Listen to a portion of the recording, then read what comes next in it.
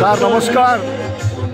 ଆପଣଙ୍କର ଆଜିର ଯେଉଁ କାର୍ଯ୍ୟକ୍ରମ ହେଉଛି ଏଇଟା କ'ଣ ମାଆଙ୍କର ଯେଉଁ ପ୍ରଥମ ବର୍ଷ ସାଧଟା କ'ଣ ଟିକେ କହିବେ? ସାଧ ବାପା ମାଆଙ୍କୁ ତ ସମସ୍ତେ ପୂଜା କରିବା କଥା, ସେମାନେ ଜୀବନ୍ତ ଠାକୁର, ତେଣୁ ତାଙ୍କ ମନ ରଖିବା ଉଦ୍ଦେଶ୍ୟରେ ଆମେ ଷ୍ଟାଚୁ ନିର୍ମାଣ କରିଛୁ।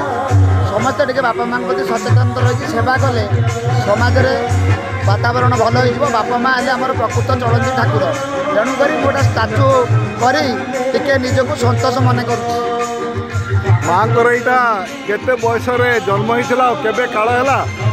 କ'ଣ ଏଇଟା ଅକାଳ ମୃତ୍ୟୁ ନା କିଛି ହେଇଥିଲା? ଆଉ ମାଆଙ୍କ ବୟସ କେତେ ହେଇଥିଲା? ଆଉ ମାଆ ଧର୍ମପରାୟଣୀ ଆଉ ବହୁତ ସ୍ନେହ ଶ୍ରଦ୍ଧା ବୋଲି ଆମେ ଶୁଣୁଥିଲୁ, କ'ଣ କହିବେ? ମାଆ ବହୁତ ଲୋକଙ୍କୁ ତାଙ୍କ ଜୀବନରେ ସାହାଯ୍ୟ କରିଛନ୍ତି। ତାଙ୍କୁ 76 ବର୍ଷ ହେଇଥିଲା, ଆଉ ତାଙ୍କର ହାର୍ଟ ପ୍ରୋବ୍ଲେମ୍ ଯୋଗୁଁ ସେ ଟିକେ ଦେହାନ୍ତ ହେଲେ। ଆମେ ବହୁତ ଚେଷ୍ଟା କଲୁ, ଉତ୍କଳ ହସ୍ପିଟାଲ ନେଇ ବହୁତ ଚେଷ୍ଟା କଲା ପରେ ବି ଆମେ ଆଉ ତାଙ୍କୁ ରଖିପାରିଲୁ ନାହିଁ। ବାପାଙ୍କୁ ଆଗ ବାପା ଚାଲି ଯାଇଥିଲେ, ତ ବାପାଙ୍କର ପ୍ରଥମ ବର୍ଷ ସରିଯାଇଛି। ବାପାଙ୍କର ଦ୍ୱିତୀୟ ବର୍ଷ ଶ୍ରାଦ୍ଧ ବାର୍ଷିକ ମୁଁ କରିଥିଲି ମେ 29ରେ।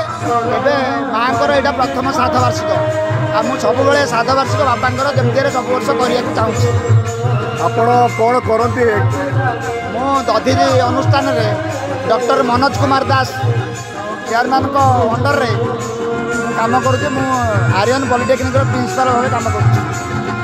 ଆମ ସାଙ୍ଗରେ ଡାଇରେକ୍ଟର ଆଡମିନିଷ୍ଟ୍ରେସନ୍ ଯିଏକି ଅଛନ୍ତି ସୀମାଞ୍ଚଳ ପଣ୍ଡା, ତାଙ୍କର ତତ୍ତ୍ୱାବଧାନରେ ବି ବହୁତ କାମ ଆମେ କରୁଛୁ। ଆଉ ଆମର ଆପଣ ସାର୍ ଆପଣଙ୍କ ପରିଚୟ ଆଉ କ'ଣ ଟିକେ କହିବେ?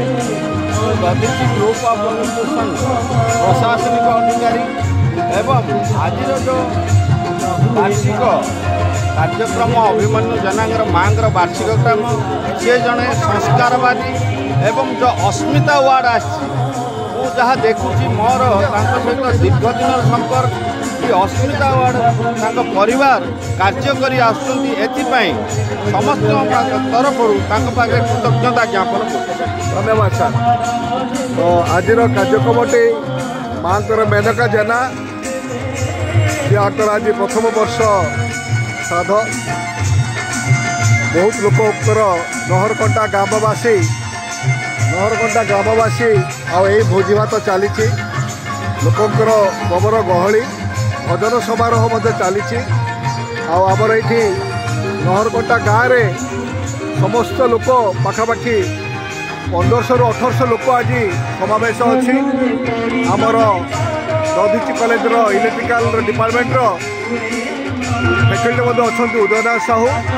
ଆଉ ଏଇଠି ଗାଁର ଲୋକଙ୍କର ଭଜନ ସମାରୋହ ଚାଲିଛି, ବହୁତ ଲୋକଙ୍କର ସମାବେଶ, ନାମୀ ଦାମୀ ଲୋକ ମଧ୍ୟ ଆଜି ଆସିକି ପହଞ୍ଚିଛନ୍ତି।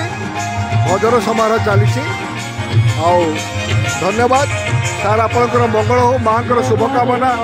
ମାଆଙ୍କର ସ୍ୱର୍ଗବାସୀ ତାଙ୍କ ଆତ୍ମା ସୁଖ ଶାନ୍ତିରେ ରହୁ, ଏହା ସମସ୍ତଙ୍କର କାମନା। ଜୟ ଜଗନ୍ନାଥ।